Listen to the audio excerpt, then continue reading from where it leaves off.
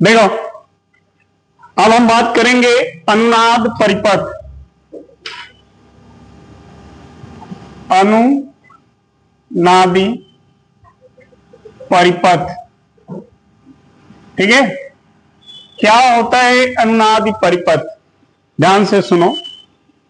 जब परिपथ में धारा का मान अधिकतम हो जाता है, कोई भी परिपथ है और उसमें अगर धारा का मान अधिकतम हो जाए, ठीक है, तो वह परिपथ क्या होता है? कंपन करने लगता है। ठीक, कंपन। जैसे कभी कभी आदमी को बुखार तेज चढ़ जाता है तो शरीर क्या होती है? कांपने लगती है। उसी तरह से अगर किसी परिपथ में धारा का मान अधिक हो जाए तो वो परिपथ कंपन करने लगता है। तो ऐसे परिपथ को हम क्या कहेंगे? अनुनाद परिपथ। ठीक है।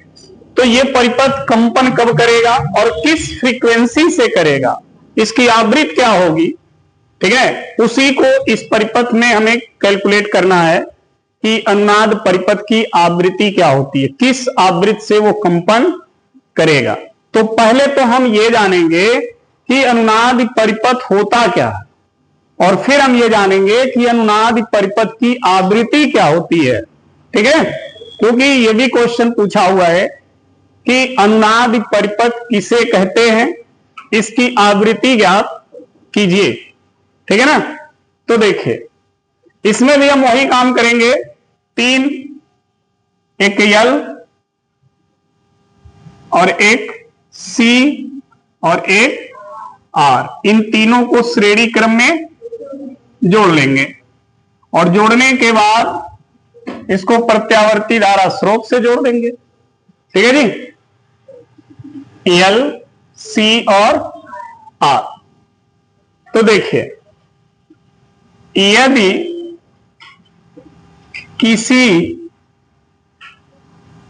किसी LCR, ठीक है, यदि किसी LCR परिपथ में दी गई आवृत्ति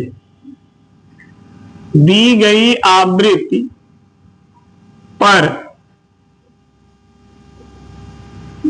दी गई आवृत्ति के लिखें के प्रत्यावर्ती वोल्टेज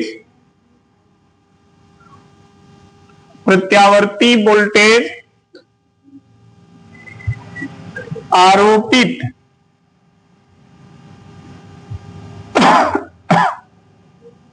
करने पर, यदि किसी LCR परिपथ में दी गई आवृत्ति के प्रत्यावर्ती वोल्टेज को लिखें, को आरोपित करने पर धारितीय प्रतिघात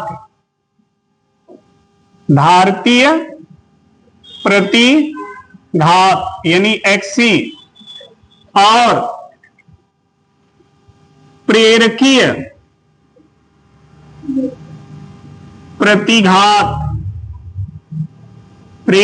प्रतिघात XL क्या हो? बराबर हो जाते हैं।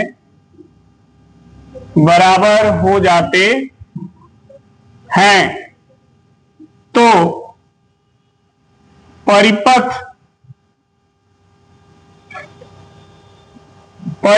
में प्रवाहित धारा अधिक हो जाती है। तो परिपथ में प्रवाहित धारा अधिक हो जाती है, जिसे क्या कहेंगे? अनुनादी परिपथ कहते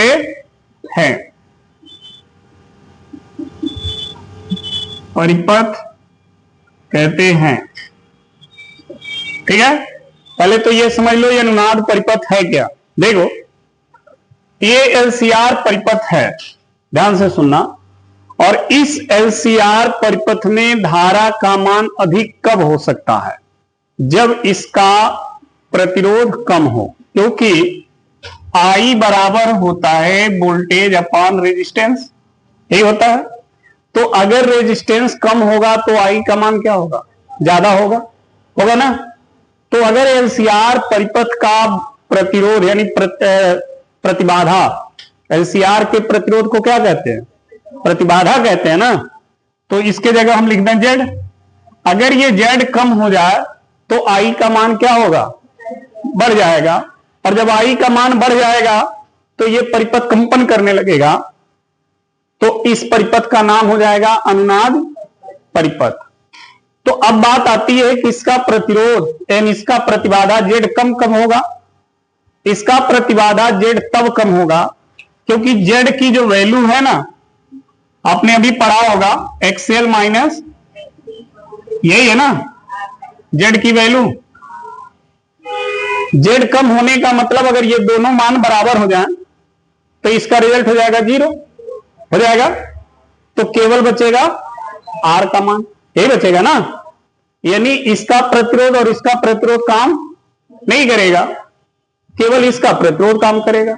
ऐसे कंडीशन में इस पूरे परिपथ का प्रतिबाधा घट जाएगी, और जब प्रतिबाधा घट जाएगी तो धारा का मान बढ़ जाएगा। तो यही चीज यहां लिखा, देखो, यदि किसी एलसीआर परिपथ में दी गई आवृत्ति के प्रत्यावर्ती वोल्टेज को आरोपित करने पर धारितीय प्रतिघात XC, प्रेरकी प्रतिघात XL क्या हो? ये दोनों बराबर हो जाए, तो बराबर हो जाने से धारा का मान क्या होगा? अधिक हो जाएगा। क्यों अधिक हो जाएगा? क्योंकि इनके बराबर हो जाने से प्रतिबाधा घट जाएगी, और प्रतिबाधा के घट जाने से धारा, कोई चीज यहां देखो लिखा बराबर हो जाते हैं तो परिपथ में प्रवाहित धारा अधिक हो जाती है, ठीक है, जिसे अनुनाद परिपथ कहते हैं। क्लियर है ना?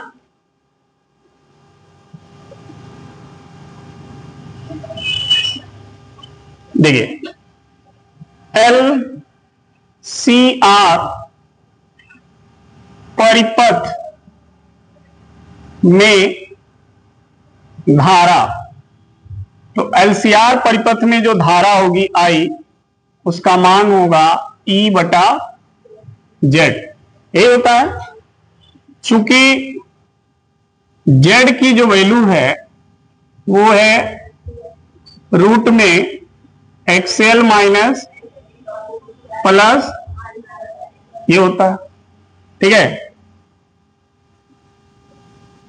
यदि किसी दी गई आवृत्ति FR पर XL और XC क्या हो जाए? बराबर हो जाए, तो धारा I का मान क्या होगा? अधिक हो जाएगा। और जब धारा अधिक हो जाएगा तो इस परिपथ का नाम हो जाएगा, समझ में आ गई बात? अब ध्यान देना, क्यों इन दोनों को बराबर करने की बात हो रही है। देखो यहां पे समझो, XL बराबर होता है ओमेगा L, और ओमेगा की वैल्यू होती है 2 पाई f, XC की वैल्यू होती है 1 बाई ओमेगा C। इसको आप लिख सकते हो 2 पाई f C, लिख सकते हो। देखो अगर आवृत्ति कम लोगे, इस वोल्टेज की आवृत्ति कम लोगे, तो XL का मान क्या होगा? कम हो जाएगा, ठीक। और यहां देखो EF का मान कम होने का मतलब XC का मान बढ़ जाएगा, ठीक। तो अगर EF, ठीक है, कम है, ठीक, तो XL छोटा हो जाएगा किससे? XC से। XC बड़ा हो जाएगा और XL छोटा हो जाएगा।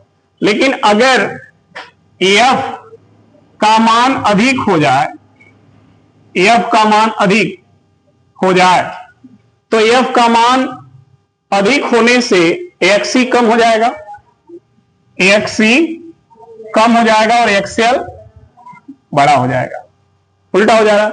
यानी वोल्टेज की आवृत्ति घटाएंगे या वोल्टेज की आवृत्ति को बढ़ाएंगे तो ये दोनों वैल्यू बराबर नहीं होंगे। ठीक है, इसका मतलब उस वोल्टेज की एक ऐसी आवृत्ति हो जिस पर ये दोनों मान क्या हो जाए, बराबर हो जाए। ठीक है, क्योंकि देखिए जब आवृत्ति को हम कम कर रहे हैं तो एक्सएल कम हो जा रहा है और एक्सी, ठीक, और जब एक्सएफ के मान को अधिक कर रहे हैं तो एक्सी कम हो जा रहा है और एक्सएल ज्यादा हो जा रहा है। लेकिन हमें क्या करना है, बराबर करना। जब बराबर होगा तभी तो ये वैल्यू जीरो होगी, और जब जीरो होगी तो प्रतिबाधा, और प्रतिबाधा कम होगा तो आई, और जब आई बढ़ जाएगा तो परिपथ का नाम हो जाएगा। समझ में आ गई बात? तो हमने एक आवृत्ति को मान लिया एफ आर, ये वो आवृत्ति है जिस पर एक्सएल और एक्सी दोनों क्या हो जाएंगे, बराबर हो जाएंगे। ठीक है, यानी इस आवृत्ति पर एक्सएल बराबर हो जाएगा एक्सी। समझ में आई बात? अब देखो एक्सएल का मान होता है और एक्सी का मान, ठीक है जी, ओमेगा को इधर भेज दो, एल को इधर, इधर क्या हो जाएगा और इधर हो गया 1/, ठीक है जी। देखो ध्यान से, ओमेगा क्या होता है, ओमेगा बराबर होता है 2πf, तो एफ आर हो जाएगा। ठीक है, रख दो यहां पर, हो जाएगा 4π² एफ आर बराबर 1/, हो गया। 4π² को इधर भेज दो, 4π² एल हो गया जी। जब इसका स्क्वायर हटाओगे तो ये सब आ जाएंगे, 4π² एल हो जाएगा। बोलो, समझ में आ रही बात ना भाई? इसका स्क्वायर हटाओगे तो पूरा करड़ी नहीं आ जाएगा। 4 का तो वर्गमूल होता है कितना, 2, π² का वर्गमूल पाई, ये दोनों करड़ी से हो गए बाहर। अब करड़ी में क्या बचा, 1/l, यही हो गई अनुनाद की आवृत्ति। ठीक है, इसी आवृत्ति से ये परिपथ क्या करेगा, कंपन करेगा। और आवृत्ति का मात्रक क्या होता है जी, हर्ट्ज। आवृत्ति की यूनिट क्या होती है, हर्ट्ज या प्रति सेकंड। इसी को हर्ट्ज कहते हैं या इसी को प्रति सेकंड भी कहते हैं, ध्यान रखना। दोनों यूनिट इसी का है, चाहे ये कहिए या ये कहिए। तो अगर अनुनाद परिपथ पूछता, अनुनाद परिपथ क्या होता है, तो ये लिखें, और कहता है कि अनुनाद परिपथ की आवृत्ति ज्ञात कीजिए, तो फिर यहां तक निकालिए। क्लियर है? डन? चलो तो नोट कर लो।